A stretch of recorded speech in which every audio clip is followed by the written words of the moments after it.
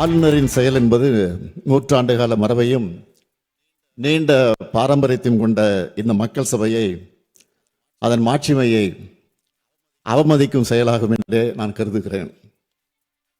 10/4/2023 அன்று இதே பேரவையில் நான் ஆற்றிய உரையின் ஒரு பகுதியை நான் இங்கே நினைவு கூற விரும்புகிறேன். ஆட்டுக்கு தாடியும் நாட்டுக்கு ஆளுநர் பதவியும் தேவையில்லை என்று பேரறிஞர் அண்ணா அவர்கள் கூறிய போதிலும், அதை முத்தமிழறிஞர் தலைவர் கலைஞர் அவர்கள் வழிமொழிந்த போதிலும், அந்த பதவி இருக்கும் வரை அதற்குரிய மரியாதையை கொடுக்க அவர்கள் முதலமைச்சர்களாக இருந்த நேரத்தில் தவறியதில்லை. அவர்களது வழியை பின்பற்றி நானும் அதிலிருந்து இம்மி அளவும் விலகியதில்லை. இந்த அரசும் தவறியதில்லை என்று அன்றைக்கு நான் எடுத்துரைத்தேன்.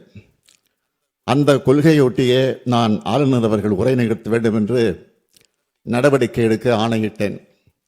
எனினும் மாண்புமிகு ஆளுநர் அவர்கள் ஏற்கனவே நடந்து கொண்டது போலவே மீண்டும் இன்று செயல்பட்டிருப்பது மிகவும் வருத்தத்திற்குரியது. தமிழ்நாடு சட்டமன்றம் 8.5 கோடி தமிழ் மக்களுடைய உணர்வுகளை பிரதிபலிக்கின்ற மாமன்றம். ஆளுநர் என்பவர் மாநில நலனில் அக்கறை கொண்டவராக, மக்கள் மேம்பாட்டில் ஆர்வம் கொண்டவராக, உண்மையை பேசுபவராக இருக்க வேண்டும். மக்களுடைய பேராதரவோடு பெரும்பான்மையோடு வெற்றி பெற்று ஆட்சி அமைந்துள்ள அரசு எடுக்கின்ற முடிவுகளுக்கு ஒத்துழைப்பு கூடியவராக இருக்க வேண்டும். அதைத்தான் அரசமைப்பு சட்டமும் அந்த பதவி வகுப்பிடம் இருந்து எதிர்பார்க்கிறது. ஆனால் நம்முடைய ஆளுநர் அவர்கள் அதற்கு மாறாக செயல்படுகிறார். மாநில நிர்வாகத்தை முடக்கவும் பொது மேடைகளில் அரசியல் பேசியும் அவதூறு பரப்பி வருகிறார். அது அவர் சொந்த விருப்பம் என்று கருதலாம். எனினும் அத்தகைய ஒரு முயற்சியை இங்கும் செய்ய அவர் முனைவது ஏற்புடையது அல்ல. நூற்றாண்டு விழா கொண்டாடி சீரும் சிறப்போடு இயங்குகின்ற பேரவையின் புகழ் மங்கிடாத வகையில் பாதுகாத்து வந்த சான்றோர்களின் வழித்தடத்தினை பின்பற்ற வேண்டிய கடமை நமக்கு உள்ளது.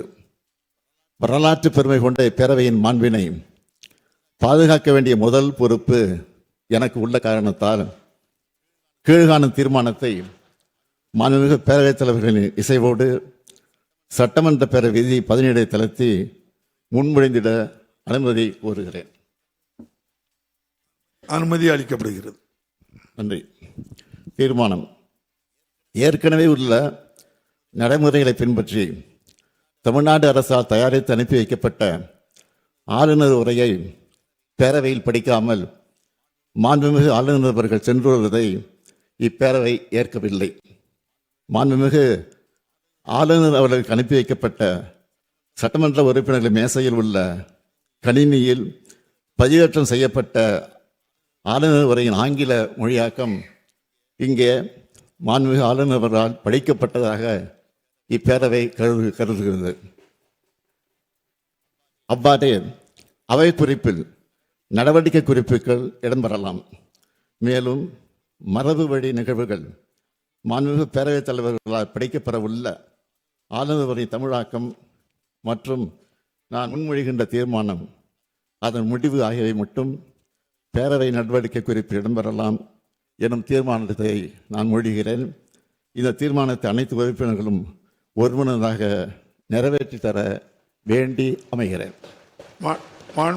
மாண்புமிகு முதலமைச்சர் அவர்களின் தீர்மானம் பேரவையின் முடிவுக்கு விடப்படுகிறது. ஏற்போர் ஆம் என்க, மறுப்போர் இல்லை என்க. மறுப்போரே இல்லை என்று கருதுகிறேன். மறுப்போரே இல்லை. தீர்மானம் ஒருமனதாக நிறைவேறியது. இன்று சட்டமன்ற உறுப்பினர்களின் கணினியில் பதிவேற்றம் செய்யப்பட்ட ஆளுநர் உரையின் ஆங்கிலம் மற்றும் தமிழில் அச்சிடப்பட்ட பகுதிகள் மட்டுமே அவை குறிப்பில் இடம்பெறும். வேறு எவையும் அவை குறிப்பில் இடம்பெறாது என்பதையும், அதுபோல் பத்திரிகைகளும் ஊடகங்களும்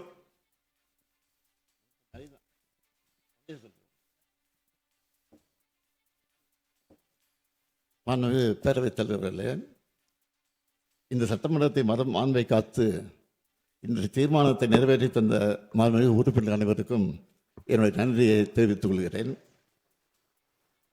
ஆண்டுதோறும் அரசின் சார்பில் உரை தயாரித்து அனுப்புவதும் அதனை முறையாக வாசிக்காமல் ஆளுநர் முரண்டு பிடிப்பதும் தொடர்ந்து வருவது நல்லது அல்ல. ஆளுநர்கள் மாநில அரசுகளுக்கு இடைஞ்சலாக இருந்து இப்படி செயல்படுவது இங்கு மட்டுமல்ல, பல்வேறு மாநிலங்களிலும் நடந்து வருகிறது. ஒரு நாள் செய்தியாக இதனை கடந்துவிட முடியாது.